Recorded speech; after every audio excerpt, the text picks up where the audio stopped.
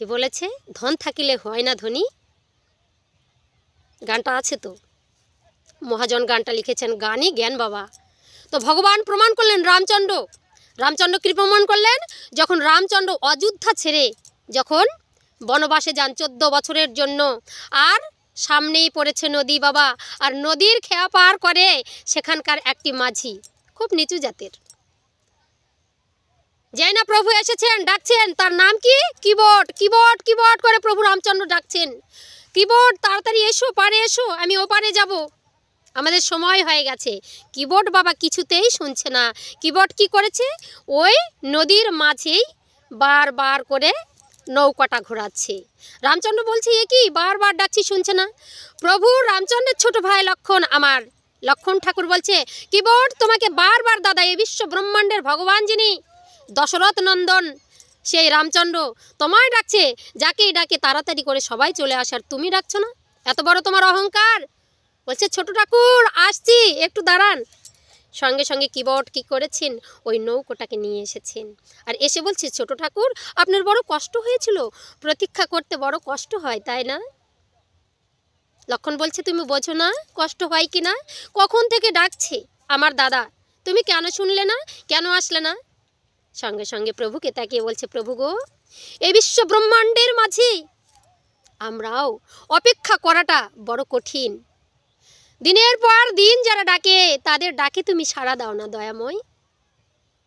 দেখেছো তো, একটুখানি অপেক্ষা, এ ঘাট থেকে ও ঘাটে যাবে, এইটুকু অপেক্ষা করতেই তোমরা কেমন ক্লান্ত হয়ে পড়েছো প্রভু। কিন্তু কত যুগ যুগ ধরে কত মানুষ, কত মনি ঋষিরা তপস্যা করছে, তাদের তুমি দেখা দাও না। জানি প্রভু জানি, নয়ন বাড়ি ছাড়া তোমার দেখা পাওয়া যায় না, কিন্তু আজকে আমার বড় সৌভাগ্য, তুমি আমার ঘাটে এসেছো, আমাইকে ডেকেছো দয়াময়।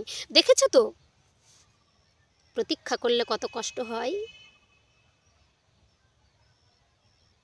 তবে প্রভু যেদিন আমার অন্তিম সময় উপস্থিত হবে, এইভাবে আমি যদি প্রতীক্ষা করি, তোমাইকে যদি একবার ডাকি, দয়াময় তুমি আমায় পার করে দিও, এভাবে কষ্ট দিও না, কারণ প্রতীক্ষা করতে সবারই কষ্ট হয়। ভক্তকে করল, প্রভুকে শিখালেন, ভগবানকে শিখালেন যে আমরা চণ্ডাল, আমরা গরিব, আমাদেরও কষ্ট হয়, সবাইকে তুমি দেখা দিও। ভগবান মৃদু হাসলেন, তাড়াতাড়ি ঘাটে নিয়ে এসো, যাব। বলছে, দাঁড়াও প্রভু, সবাই উঠে গেছে বাবা। কি করবেন, প্রভুকে থমকে দাঁড় করিয়ে দিলেন। প্রথমে এই ছোট ঠাকুর লক্ষণ, তারপরে মাতা সীতা, তারপরে প্রভু আসছেন। সঙ্গে সঙ্গে বলছে, দাঁড়ান ভগবান, আপনি আমার তরিতে পা দেবেন না, কেননা আপনার পায়ের ধুলোই বাবা জাদু আছে। কারণ আমি দেখেছিলাম গৌতমীর স্ত্রী অহল্যা, সেই গৌতমী ঋষির অভিশাপে পাথর হয়েছিল, আর যেই আপনার চরণধুলি পেয়েছেন অমনি পাথর থেকে নারীতে পরিণত হয়েছে। আপনার চরণধুলি যেখানেই পড়বে, যদি সব নারী হয়ে যায়, তাহলে আমার ঘরে তো স্ত্রী আছে, আমার কি হবে। দেখুন কিভাবে ভগবানকে পরীক্ষা করছেন ভক্ত আমার। আর ভগবান তো সবই বুঝেছেন যে আমার ভক্ত আমাকে কি করবে, তবু মৃদু মৃদু হাসছেন। বলছে, প্রভু আপনি আমার তরিতে পা দেবেন না। বলে, কেন? আপনার চরণের ধুলায় যদি আমার তরিটা ওই নারীতে পরিণত হয়, তাহলে আমি কোথায় যাব, বাড়িতে তো অনল লেগে যাবে। দয়াময় একটু দাঁড়াও। বলছে, তাহলে কি করতে হবে, আপনার চরণটা ধোয়াতে হবে, আপনার চরণ ধৌত করব, তারপরে আপনি ওই আমার নৌকোতে উঠবেন। সঙ্গে সঙ্গে বলছে, কিবোট পাত্র নিয়ে আসো, তবে চরণ ধুয়ে দাও। কিবোট মনে মনে ভাবছে, দয়াময় তোমার জন্য কতদিন অপেক্ষা করেছি, আজ তুমি এসেছো, তোমার চরণ ধুলি আমি তো না নিয়ে ছাড়বো না, কি করে চরণ ধুলি পাই। সঙ্গে সঙ্গে ভগবানকে ওই নৌকো থেকে একটা কাঠ খুলে দিয়েছেন, এখানে আপনি দাঁড়াবেন। সঙ্গে সঙ্গে ওই যে জল ছেঁচানো ওই যে থালাটা নিয়ে এসে আর নদী থেকে জল তুলে ভগবানের চরণের কাছে রেখেছেন।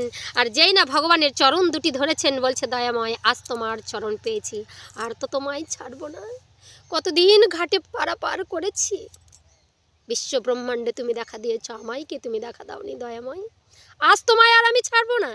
সঙ্গে সঙ্গে দয়াময়ের চরণ দুটি ধরেছেন, প্রভু রামচন্দ্রের চরণ দুটি কিবোর্ড ধরে বলছে, দয়াময় আজকে আমার বড় সৌভাগ্য, আমি গরিব, আমি ভেবেছিলাম কোনো দিন তোমার দর্শন পাবো না, আজ তোমার যখন চরণ পেয়েছি, চরণ তো আমি ছাড়বো না।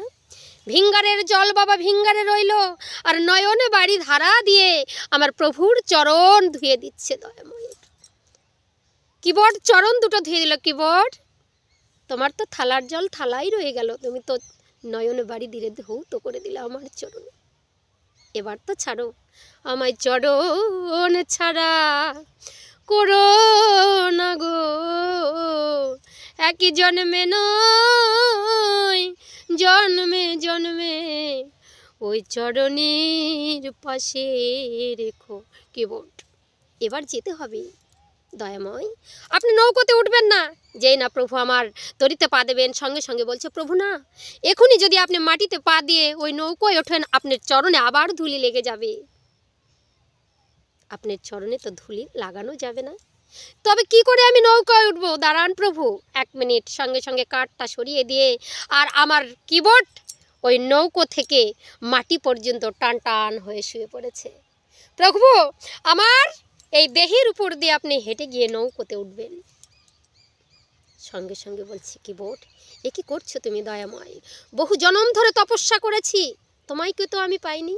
84 লক্ষ জনম আমি ভ্রমণ করে এসেছি, মানবকুলে জন্ম দিয়েছ। তোমার চরণ যদি এই জন্মেও না পাই, তাহলে আমার মতো নরাধম আর কে আছে? মানুষ হলেই শুধু মানুষ হওয়া যায় না গো। মানুষের মতো চামড়া রক্ত মাংস দিয়ে তৈরি করা বডিটাকে মানুষ বলা যায় না। মনুষ্যত্ব না থাকলে দয়াময় আমার কি করলেন? ওই গরিব কিবোর্ডের দেহর উপর দিয়ে উঠে ওই নৌকোয় উঠে গেলেন। কিবোর্ডের এই যে সেই ভগবানের প্রতি শ্রদ্ধা দেখে প্রভু রামচন্দ্র আর থাকতে পারলেন না, ভাই লক্ষণ থাকতে পারলেন না, মাতা সীতার নয়ন বাড়ি দ্বারা ঝরঝর করে পড়ছে। আমরা কি করছি গো? আমরা ধরাজামের মানুষ, আমরা কি করছি? শুধু হানাহানি, কাটাকাটি, মারামারি, এছাড়া আর আমাদের কোনো কাজ নেই গো, কিচ্ছু কাজ নেই। কাকে মারতে হবে, কাকে ধরতে হবে, কাকে কাটতে হবে। তবে কি আমরা মানুষ? কেউ কেউ বলেছে সংসার ধর্ম বড় ধর্ম। প্রভু রামপ্রসাদও বলেছেন সংসার ধর্ম বড় ধর্ম মা, তাই পারি না ছেড়ে যেতে। এই সংসার কি বড় ধর্ম? শুধু খাবো আর বাচ্চা দেবো আর ঘুমাবো, এটা বড় ধর্ম নয়। এই সমাজে কে উৎকৃষ্ট আর কে নিকৃষ্ট বোঝা বড় দায়। যে জন কৃষ্ণ ভজে সে বড় উৎকৃষ্ট, যে জন কৃষ্ণ ত্যাজে সে বড় নিষ্কৃষ্ট। এখানে বড় মানি, কেউ টাকা আছে, কারো ব্যাংক ব্যালেন্স আছে, কেউ গরিব, কারো বাড়িতে গিয়ে ওই ঝিয়ের কাজ করে, কেউ বা পায়খানা প্রস্রাব পরিষ্কার করে, এতে কোনো উৎকৃষ্ট আর নিকৃষ্ট নেই। আমরা মানুষ, এই চেতনাটা সবার মাঝে থাকতে হবে। বৈষ্ণব সমাজে যাবেন, বলবে ইস গরিব মানুষ, ও আবার কৃষ্ণ ভজন করে। জাতিতে ছো হাড়ি তুড়ি মুসলমান ডোম, সে নাকি আবার কৃষ্ণ ভজন করে। তার ঘরে কি কৃষ্ণ থাকতে পারে? এটা